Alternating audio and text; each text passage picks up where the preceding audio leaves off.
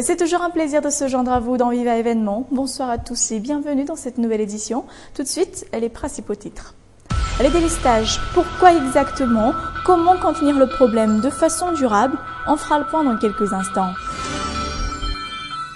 Politique, affaire Ravalmana-Marc, la femme de Jean-Marc Koumba cite une ancienne ministre.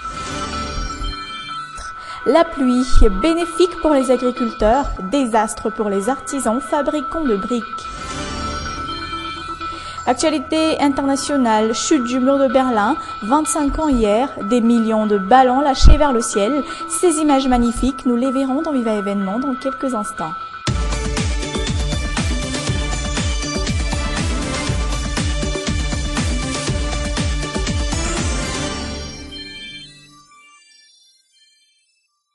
Délestage ici et là, tous s'en plaignent depuis des mois, voire même des années. La Jirama a maintes fois évoqué des raisons financières. Certes, le déficit budgétaire atteint les 20 millions d'ariars pour cette société d'État. Cela n'excuse en aucun cas les délestages, devenus trop fréquentes, voire même exagérés. Reportage. 115% des dépenses de la Jirama concernent l'achat de carburant. Au sein de la société d'État, les défaillances prennent au niveau organisation et administration, sans parler des vols de carburant.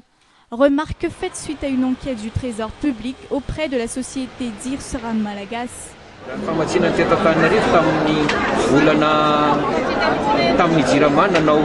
La Jirama a elle-même estimé ses besoins en carburant dans 1600 mètres cubes, alors que l'État cherche un financement adéquat pour pouvoir remplir régulièrement ces 1600 mètres cubes requises. Mais au fil du temps, la commande a atteint les 3400 mètres cubes, voire même 5000 mètres cubes aujourd'hui.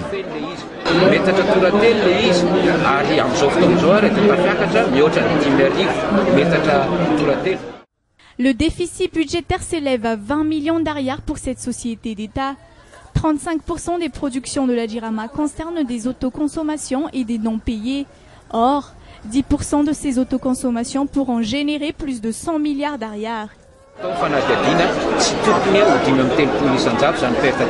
Il n'est pas seulement question de problèmes techniques, mais la gestion et l'administration de la société doivent aussi être suivies de près. Moi, je suis sûr et certain qu'il est parfaitement possible de contenir les problèmes au niveau de la Jirama. D'ailleurs, 10% de ces autoconsommations pourront générer plus de 100 milliards d'ariars.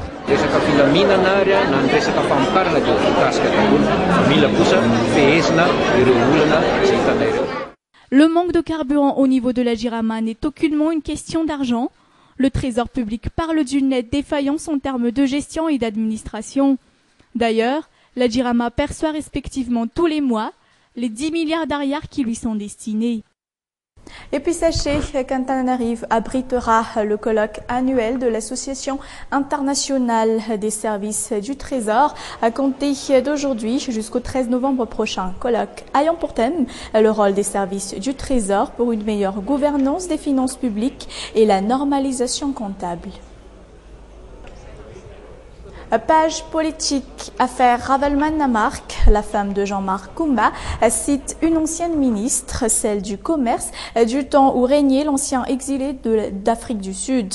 Ministre qui était dans une voiture lui appartenant le fameux 12 octobre et qui se dit pourtant n'avoir aucune information relative à cette affaire. On fait le point.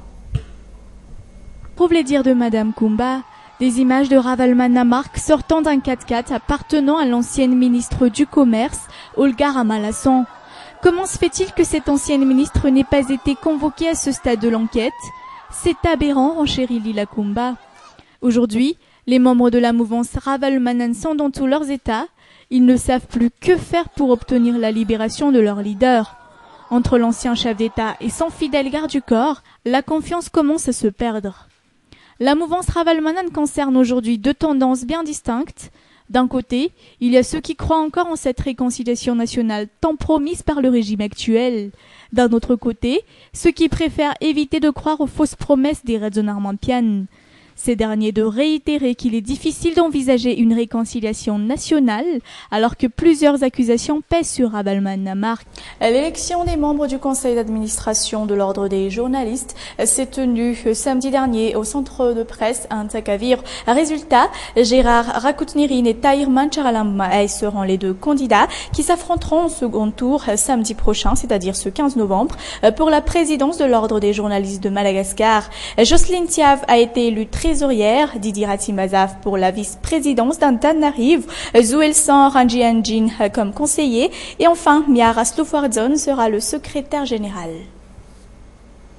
Sur toute autre forme d'actualité, bon nombre de programmes et émissions télévisées malgaches seront désormais diffusés sur TV5 Monde. Seul critère exigé par TV5 Monde, la norme, le sérieux ainsi que la qualité. Explication. C'est la qualité. Donc c'est que ce soit des documentaires, des séries, des films. En fait, c'est un appel qu'il faut lancer aux producteurs malgaches. Il faudrait qu'ils produisent sur Madagascar, sur l'histoire de Madagascar, sur la culture. Et TV5 est tout à fait disposé à les diffuser. Ce n'est pas TV5 qui décide de diffuser tel ou tel. Le bonheur des autres fait le malheur de certains. Il s'agit des conséquences de la pluie. Comme je vous le disais dans les titres, les agriculteurs se réjouissent, contrairement aux fabricants de briques. Et oui, à cause de la pluie, des milliers de briques sont inutilisables. De quoi craindre pour les artisans. Leur chiffre d'affaires se réduit jusqu'à 50%. Anassou, Yves Janel. 10 000 briques abîmées par la pluie. Durant ces 4 jours de pluie, ces rizières se sont remplies d'eau. Voyez par vous-même les conséquences de la pluie, ces briques sont inondées. Ici, les briques doivent être cuites une deuxième fois afin de les sécher. Une grande perte de temps, mais surtout perte d'argent pour ces jeunes. Elles sont presque quasiment abîmées, mais bon, nous n'avons pas le choix, nous sommes obligés de tout reprendre depuis le début. Malheur pour les autres, mais bonheur pour certains. 4 jours de pluie, la pluie arrivée est bien plus dense que celle attendue. C'est le moment ou jamais pour entamer le repiquage. Il faut savoir en profiter, d'autant plus que cette pluie, on l'attendait depuis des mois. Ces temps de pluie représentent un avantage pour les paysans. La plupart en profitent pour piquer les riz. L'eau est capitale pour nous, on ne peut rien faire sans elle. On était en quelque sorte démunis depuis des mois. Maintenant qu'il y a assez d'eau, nous pouvons faire correctement notre travail. La saison sèche est une opportunité pour les constructeurs de briques. La saison de pluie arrivée, les paysans commencent à planter. Comme le dit un vieil adage malgache, chacun a droit à son morceau de brique. Point final de cette édition. Merci à tous de votre attention. Merci d'être restés avec nous jusqu'au bout. Prochain rendez-vous demain à la même heure. Et comme je vous le dis à chaque terme de Viva événement, restez sur Viva, vous ne serez pas déçus. Au revoir.